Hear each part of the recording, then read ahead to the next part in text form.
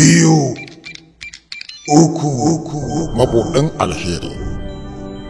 Algaita da studio masu barbudar fassara. Can masu barbuda yana nan tafe.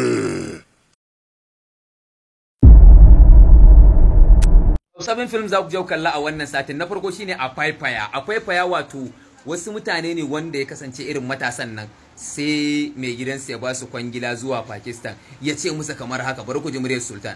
Kai ku je India, Allah muku albarka, ku tarwatsa India, idan kuka mutu gawa ku za ta na kanshi, za ku shiga aljanna. Ya da to kun ji abin da yake faɗa, a tarwatsa India ai kaca ai ku suna girgiza Indian bawai, ƙarshe da ƙyar ake ma ganin bayan su. Fim din yayi masifar kyau, ku je ku kalle sa. Sai kuma awa 10, wow, awa 10 wani makashi ne idan ya kisa sai ya amfani da ina irin a ce ma gawawwaki haka, ya amfani da waccan gawar da waccan gawar sai ya haɗe ta sai ya bada wani abu. Fim din yayi masifar kyau, makashin shege ne, makashin nan ya iya ɓoye lamba, ana gumurzu da shi, ma'aikata kan su kama shi suna shan wahala. Sai kuma daren mutuwa a cikin fim din nan gabaki daya, daga mace mai ciki sai wani yaro su ne suke rai, sai wani wanda ya sadaukar da rayuwarsa akan wannan. Ku je ku kalli fim din nan, shi ma ya haɗu. Sai kuma garmaho kuma irin shugaban ƙasan indiya ne yana magana, yana indiya za ta zamo babba, indiya za ta yi kaza, indiya za ta yi kaza. Ashe akwai wani shege a gefe yana jin sa, wanda shi kuma baya son ci gaban indiya gabaki ɗaya a rayuwarsa. Shi ne ke turo masa da wata cuta ya fara da musu samfuri